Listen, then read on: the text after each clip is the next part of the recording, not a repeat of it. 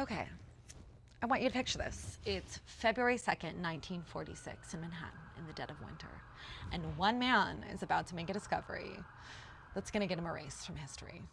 Cleve Backster was alone at 2 a.m. in his Times Square office, surrounded by polygraph machines and lie detection charts and gadgets built to break even the strongest of men. You see, Cleve Backster was not just a regular dude. No. He was CIA, baby. He trained operatives in interrogation. He'd perfected reading faces, the micro-expressions most people miss. A pulse stuttering through a lie, pupils dilating with fear. The agency trusted him because he'd perfected the science of making machines spill secrets. Now this night, Cleve gets restless, a little bored maybe. He's sitting in his office, has a Jacana. We know the type. Janet Craig, maybe? My parents used to sell the shit out of these at the Orange County Fair, along with parlor palms. Thrives in low lighting, loves neglect, they'd say. Let's be raw, bullshit. It's a lie. It's just a lie. It's like, what human, nope. What living thing thrives on neglect? They call him Minotaur for a reason, and it's not his fault. Really not his fault. Like, full-blown neglect? Do you know what I mean? You think he wants to be that way? Do you think he wants to be? You think he wants to eat? Just kidding. Okay, don't get me started on Minotaurs. Anyways, where was I at? Dracanas, low lighting, putting baby in the corner. Don't put baby in the corner. Dracanas, ZZs, humans. We just die slowly under sad office fluorescent lighting. And we as humans that can't communicate with our plants are like, we're killing it. Literally, like, we're killing it slowly. I just want to say one thing. Most people kill their houseplants, and then we'll get to it later, with too much love, too much helicoptering, too much overwatering. Cleve's Dracana was like somewhere in between neglect and overwatering, and Cleve, on a whim, he sees his Dracana in the corner, and he thinks, I'm gonna set up an electrode to it. So he sets an electrode, clips it on, right? Attaches it to a polygraph, just to see what happens when he waters it. Relax, you guys. To not fit change. It's the thing I do. Let me live. Okay, I was cold. Relax. Anyways, where was I at with Cleve? Okay, so the needle moves, right? Great. I mean, we know that plants conduct electricity when hydrated. It's basic botany. However, at 15 minutes and 38 seconds, Cleve gets a new idea. Enters his mind. What if I burn the leaf? He doesn't say it out loud. He doesn't move, he doesn't flinch, but the needle jumps off the charts. It's like the plant is screaming.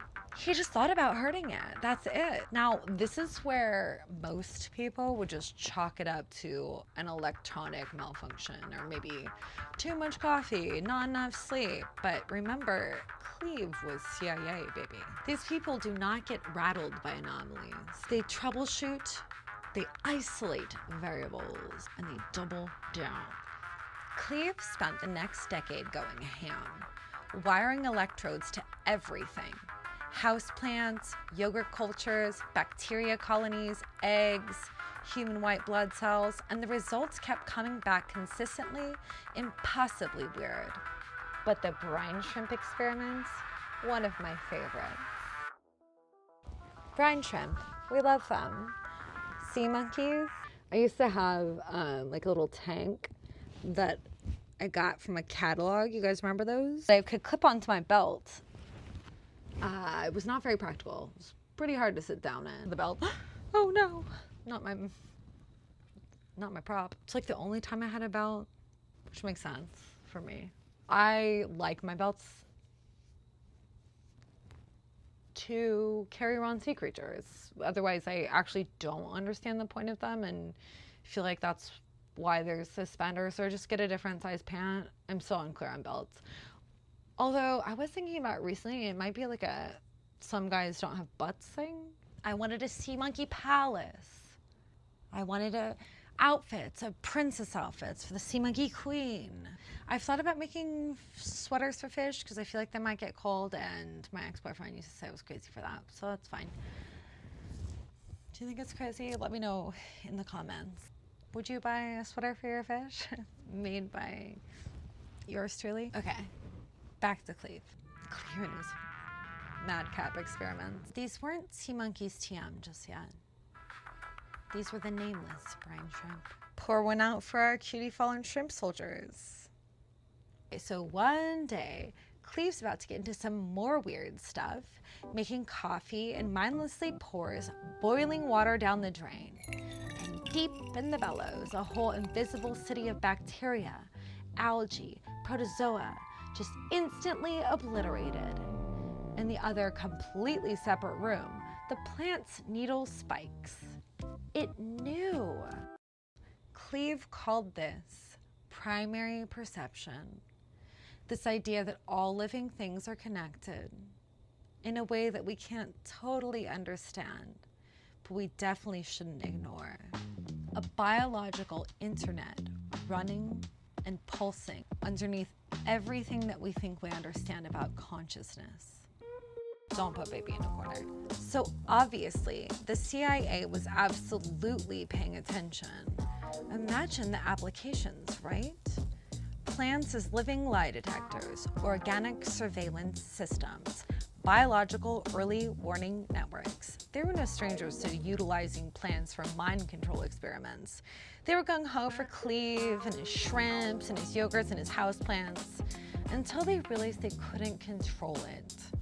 But primary perception doesn't follow protocols or chain of command. You can't train a maidenhair to spy on your enemies. The second they figured out they couldn't weaponize it, Cleve went from expert interrogator to crazy plant guy overnight. Think about that. This man was good enough for CIA to trust with the most sensitive interrogation techniques for decades. He trained their people.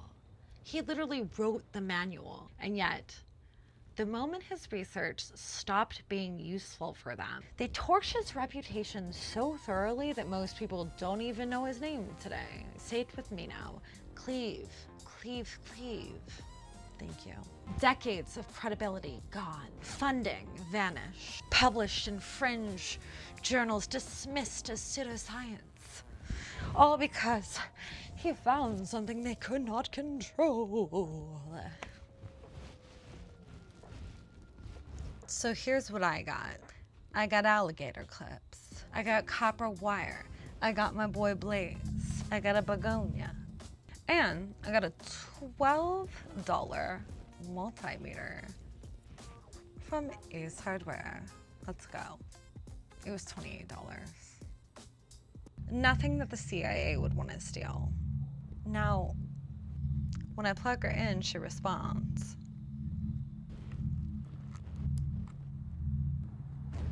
There it is. Cool, right, Blaze? I just want to say that I'm doing an old lady garden this year, I've decided. Well, there was this hot guy working at Ace Hardware, to be real. Kind of hot. He was a gardener. Well, he was watering plants because he works at Ace Hardware. Anyways, it's, you know, I barely go out these days. He was like, by the way, there's 2 for $5 mums. And I was like, great, if only I liked mums. And then I was like, I like them in Chicago and I like them in Nashville. Why don't I just get the mums? So I bought 6. I bought 6. And I also bought snapdragons. I'm normally a native plant bitch. And I feel like this is my do not come for me in my old lady plant era. Are you kidding me? You're gonna tell me this is ugly. You're gonna tell me this is trash. This. It's a fucking begonia, baby. He did say that there was a new shipment coming in today, so I think he wants to see me again. Okay, and so this is the part that I find strangely thrilling.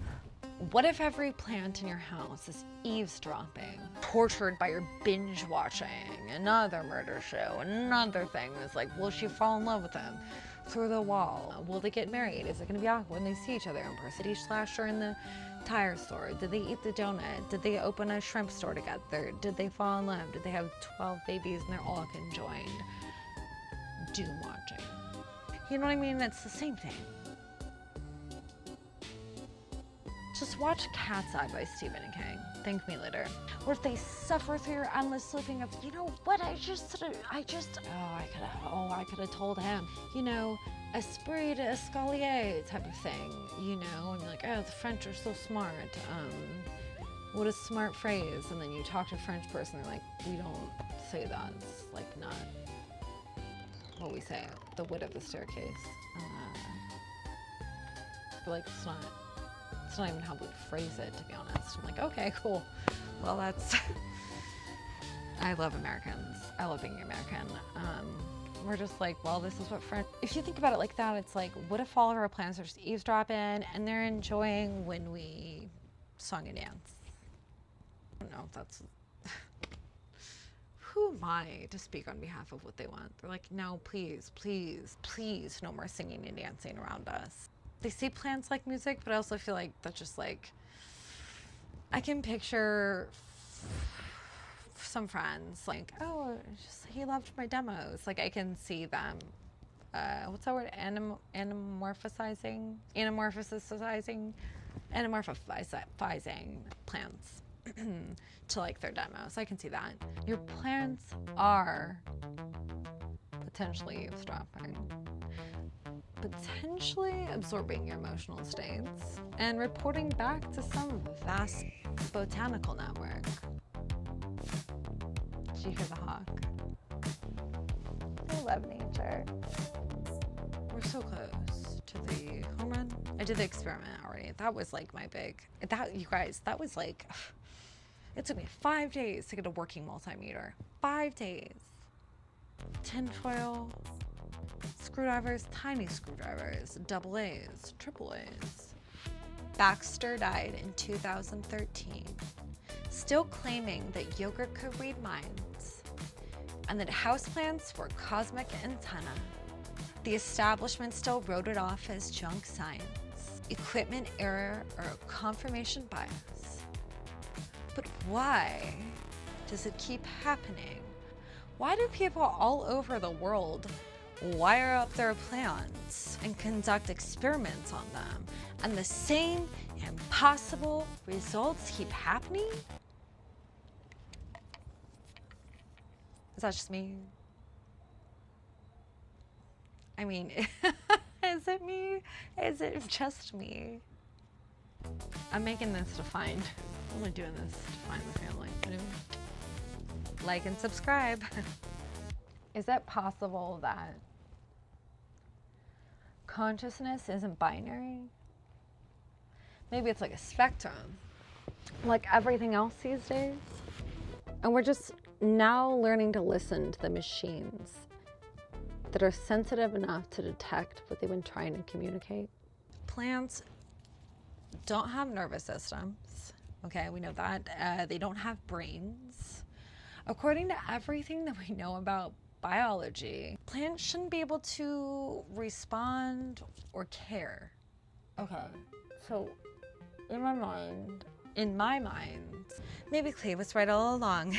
Guys, I think Cleve was definitely right, and a G. Consciousness, it's bigger than neurons and synapses, running deeper than language, fracturing out into wild realms that we can't control. Or maybe I...